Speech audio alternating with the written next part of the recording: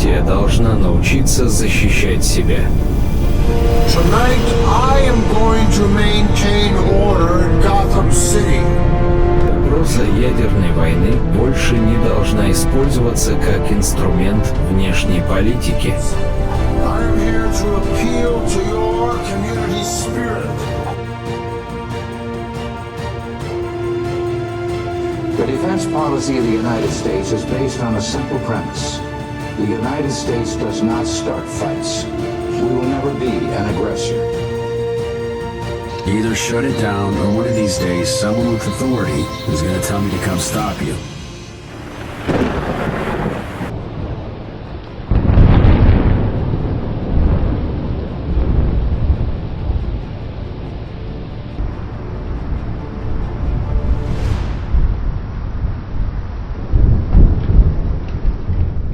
The title of outlaw is granted by the court of public opinion. More specifically, the outlaw is whosever use of power the public disagrees with. In the infamous 80s, the one-man nuclear deterrent and his power to protect America flattered the public, and he was seen as a hero for it, despite his own power being an even greater threat. Meanwhile, the one-man judge, jury, and executioner who was picking criminals and degenerates off the streets was painted as an authoritarian vigilante. This reality is not without reason. Since the days of FDR's presidency, the American national security complex and Hollywood have worked in a harmonious tandem for most of the following decades. In Valentin's book, he states that in 1942, President Roosevelt had summoned the most eminent Hollywood producers and directors to the White House in order to unhesitatingly assign them their role in the national call to arms. Since Hollywood and cinema have played a significant part in the presentation of national security ideals since at least 1942, and considering how Superman inspired American soldiers and civilians, contributing to the war effort greatly, it is safe to assume the comics have also upheld the ideals of national security for most of the duration of their existence as well. This assumption is confirmed when Gordon tells us that America's entry into World War II resulted in Superman lending his vast popularity to the war effort, and that DC and Superman lent their help selling war bonds. Since the early 20th century, cinema and superheroes have always displayed a shared attitude with America towards the threats they face. Valentin also explains that this allows the defense forces to be linked to the great myths. When the two greatest figures of American mythology perform a fantasy of the response to the threats that America faces, be it the challenges of World War II, the omnipresent threat of nuclear weapons, and the elusiveness of the modern terrorist organization, the traditions of American military cinema become embedded in their stories. They can do this and you laugh. On July 16, 1945, the United States tested the first atomic bomb, called Trinity. They can split the very fabric of reality, blast 100,000 tons of sand into the sky, blotting out the source of all my power. I am slow and dying. I need only to reach the sun. Our defense establishment must be evaluated to see what is necessary to protect against any or all of the potential threats.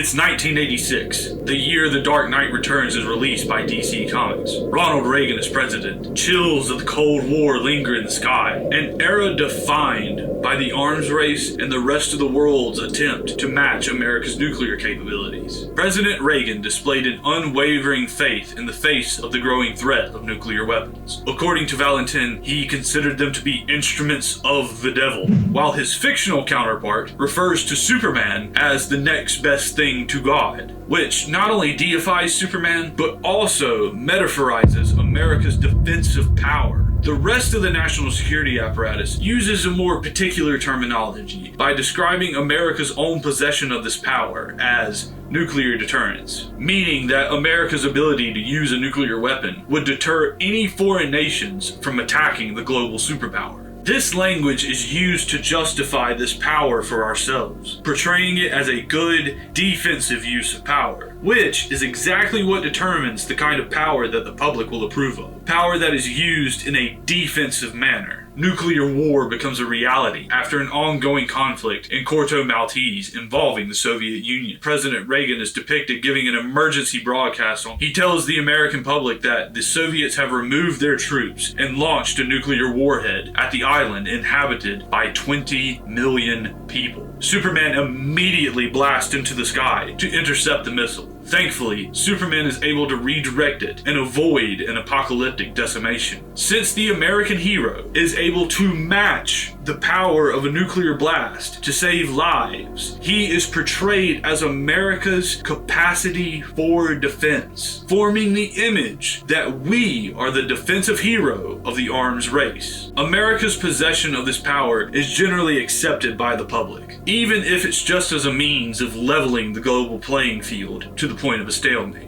In this depiction of national security ideals, Superman and his deeds serve as an accepted display of power, made just by being defensive. Soon after the detonation of the weapon, Batman, who is initially unaware, notices the lightless Gotham City, the lack of backup generator power, and the halting of the hands on a watch. Batman concludes that a nuclear explosion has brought about the beginnings of a very dark night. Batman goes on to say that Russia has taken the lead in the arms race. The line further works to justify America's possession of a vast nuclear arsenal, the same power it is trying to prevent. The aggrandization of the enemy allows for further justification and public support of the defensive measures. The messages within this myth worked in tandem with the real-life rhetoric of Reagan. The representative of the Eternal Office made it a point to paint America as heroic and altruistic, which is why Grant Morrison thought to mention that Miller portrayed Superman as a Republican figure. Superman fictionally embodied Reagan's messianic rhetoric of invulnerable defense, which was cherished by the public. We are criminals, Clark. We always have been. You're still one too. The difference is you're a boss. The United States does not start fights. We will never be an aggressor. I believe you.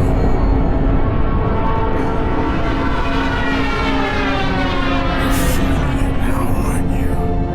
What the rest of us live with every day. Your own mortality.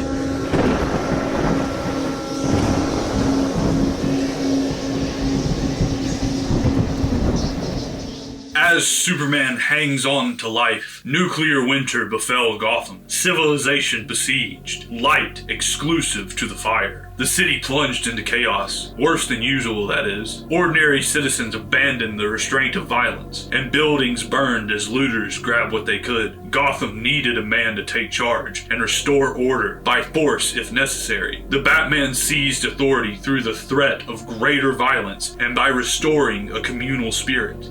Ladies and gentlemen, boys and girls, I am here to appeal to your community spirit. I know you've had your differences in the past. Some of you will even argue that you can't work together. That's fine. Those people will stay tied up. One night during the weeks prior to the detonation and Batman's re-emergence from retirement, Jim Gordon sips whiskey with Bruce Wayne and discusses his own retirement and the future of Gotham. In a line unique to the animated film version of The Dark Knight Returns, Gordon tells a retired Batman that things are different now, Bruce. The government, the public, they wouldn't stand for you anymore. Batman is the outlaw because his public displays of aggression and his masculine authority, going above the law to drag criminals off the streets, is seen as a preventative use of power, not defensive. Addressing the country from the Oval Office in 1983, President Reagan briefed Americans on the upgrades to America's military. He reassures that The defense policy of the United States is based on a simple premise. The United States does not start fights. We will never be an aggressor. We maintain our strength in order to deter and defend against aggression, to preserve freedom and peace.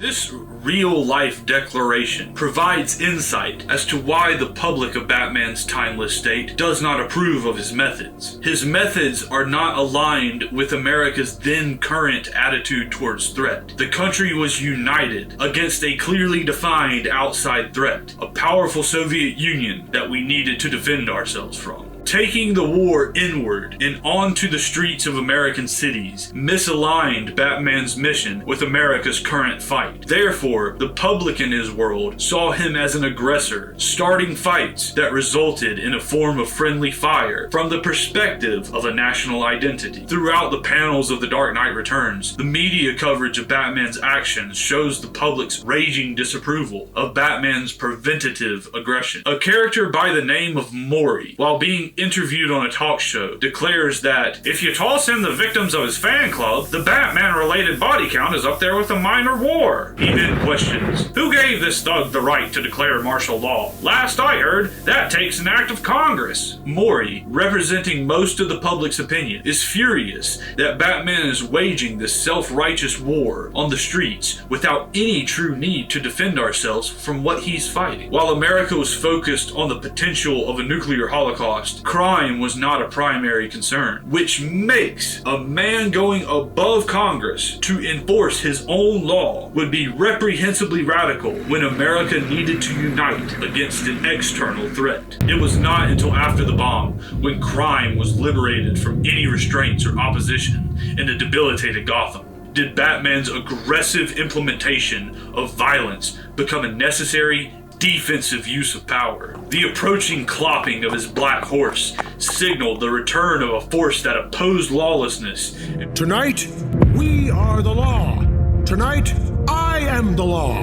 And restored the underpinning threat of violence that keeps society peaceful, in order, and defends against chaos. Following the dissolution of the USSR in 1991, America has sat atop the world as the only superpower. Capable of deterring any threat, America has enjoyed the sole responsibility in keeping the peace. However, without the Soviets, America no longer had an equivalent counterbalance to the national security system, which condemns its own inherent tyrannical potential. Without a strong, fearsome villain to defend us from, there is no reason for Superman to possess his power. Or, without rampant crime, Batman would not be a protector. Without an enemy, the American national security complex began to think that power is useless if left unused.